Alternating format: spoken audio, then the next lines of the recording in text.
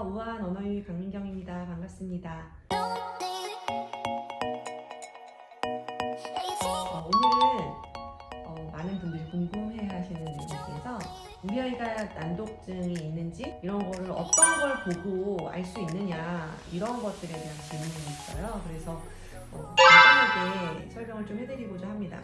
일단 제가 연구소에서 난독증을 진단받기 위해서 오는 아이들의 연령대를 먼저 말씀드려보면 대부분의 아이들이 1학년에서 3학년, 초등학교 저학년이 대부분이에요. 평가받으러 오는 아이들이.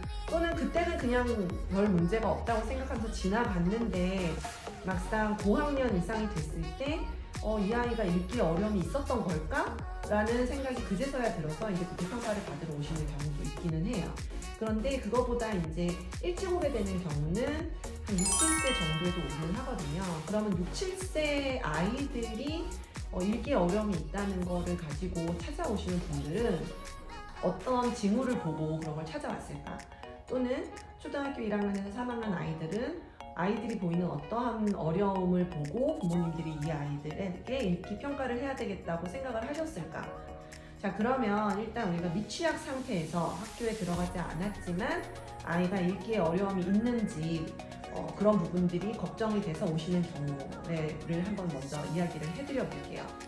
자, 미취학인 아이들이 오게 되는 첫 번째 경우는 보통 다른 언어적인 문제 또는 다른 신경발달학적인 문제로 이미 언어치료든 인지치료든 이런 치료적인 개입을 하고 있었던 친구들일 경우가 있어요.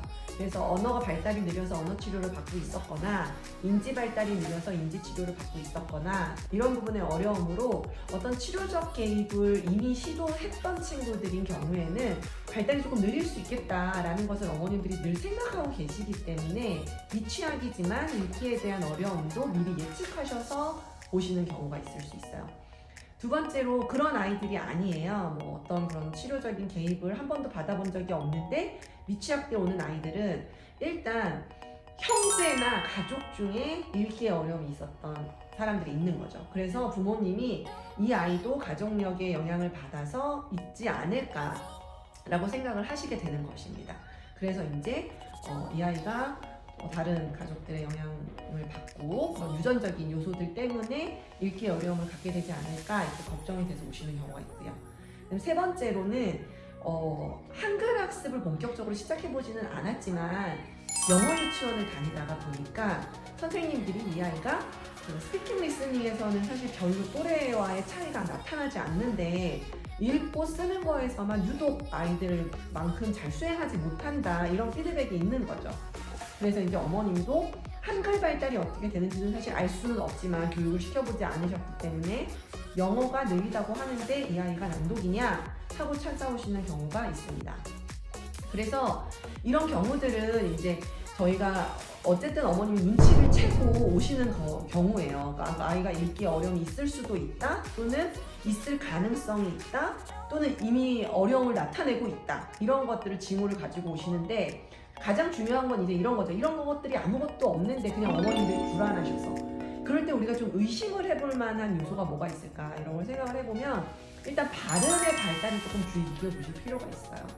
우리가 발음의 발달과 읽기의 발달에 가장 기본이 되는 기술이 음운에 대한 기술이거든요. 음운이라는 거는 말소리인데 말소리에 대한 기술이 우리말을 정확하게 소리내는 것, 그 발음에도 영향을 미치고요. 글자로 연결하는 것을 통해서 우리가 읽기 능력에도 영향을 미치기 때문에 어렸을 때 발음에 어려움이 있었던 친구들이 학령기가 되었을 때 읽기에 어려움이 있을 수 있다라는 연구들이 굉장히 많이 이미 이루어진 상태거든요.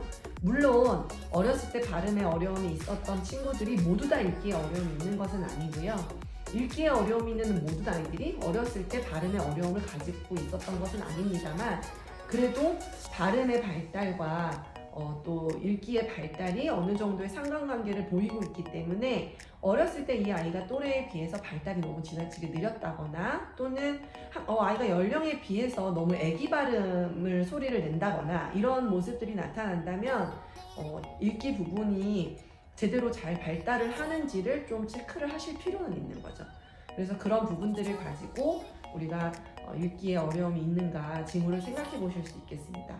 결국 다시 정리를 해보면 일단 내 아이가 읽기 발달에 어려움이 있을 수 있는 환경인가, 일단 언어 발달이나 인지 발달에서의 어려움이 있는지 그런 것들을 살펴보실 필요가 있고, 두 번째로는 가족 중에 읽기 발달에 어려움이 있었던 경우가 있는가 그걸 살펴보실 수 있고, 세 번째로는 한글과 영어 뭐든지 어떠한 언어에 대해서 읽기 영역을 배우는데 또래에 비해서 그 속도가 좀 느리게 나타난다 라고 한다면 또 우리가 고민을 해볼 수 있는 것이고요. 마지막으로 발음이 또래에 비해서 좀 느리게 발달을 한다거나, 또는 아기 발음이 너무 오랫동안 유지가 된다거나, 또는 새로운 발음을 따라할 때 더 힘들어 한다거나 이런 모습들이 나타난다면 읽기에 어려움이 있을 수 있지 않을까라고 생각을 해보시고 이와 관련된 체크리스트를 해보신다거나, 또는 간단한 검사들 또는 전문가 기관을 찾아가는 것들, 이런 것들을 하실 수 있어요. 체크리스트 어떤 거 해보면 좋을까 궁금하시면 아이도시 읽기 수업 책에 보시면 제가 연령별로 그 체크리스트를 또 넣어놨기 때문에 그런 부분들 참고하셔서 한번 해보시고, 그 항목에서 기준에 좀 부합하지 않는다라고 했을 때 전문 기관으로 한번 찾아가셔서 검사를 해보시는 것을 권해드리고요. 사실 이런 평가를 해보시는 거에 대해서 굉장히 이제 두려워하시거나 피하고 싶어 하시는 경우가 있는데, 제가 만약에 아이의 이모거나 아주 가까운 가족 관계라고 한다면 저는 말하거든요. 검사 받아봐라. 왜냐면 이게 검사를 해서 문제가 아니면은 너무 다행인 거예요. 근데 아이가 문제가 있었는데 회피하다가 그 시기를 놓쳐버리는 것만큼 안타까운 게 없는 거거든요. 그래서 그런 경우는 제가 적극적으로 정말 검사를 받아보라고 이야기를 해드리는데, 보통 이런 검사를 할 것이냐 말 것이냐 결정하는 시기는 징후가 있고, 그리고 한글 교육을 시켜봤는데 진짜로 느리네? 이런 게 나오면 그때 돼서는 검사를 좀 받아보시기를 권해드리는 거죠. 그래서 그 체크리스트를 보시면서 내가 이렇게까지 해봤는데 여전히 안 되는 부분들이 있다. 그러면 그때는 꼭 전문기관에 방문을 하셔서 읽기와 관련된 검사를 받아보시는 게 좋겠습니다. 네, 오늘은 읽기 발달에 문제가 있는 경우를 어떻게 우리가 캐치할 수 있는가, 비전문가로서 아이의 어떤 부분을 보면서 우리가 읽기 문제를 알아차릴 수 있는지에 대해서 확인해 봤고요. 너무 일단 불안해하지 마시고, 아이의 문제가 발견되면 늘 해결책은 있으니까요. 적극적으로 또 해결책을 모색해 볼 수 있는 그런 모습을 보이시면 될 것 같습니다. 네, 오늘도 좋은 유익한 영상이었길 바라고요. 다음에 또 좋은 아이템으로 다시 찾아뵙도록 하겠습니다. 감사합니다. 구독은 필수! 좋아요는 잊지 마세요. 알림 설정 딸랑딸랑. 다음 영상 기대해주세요.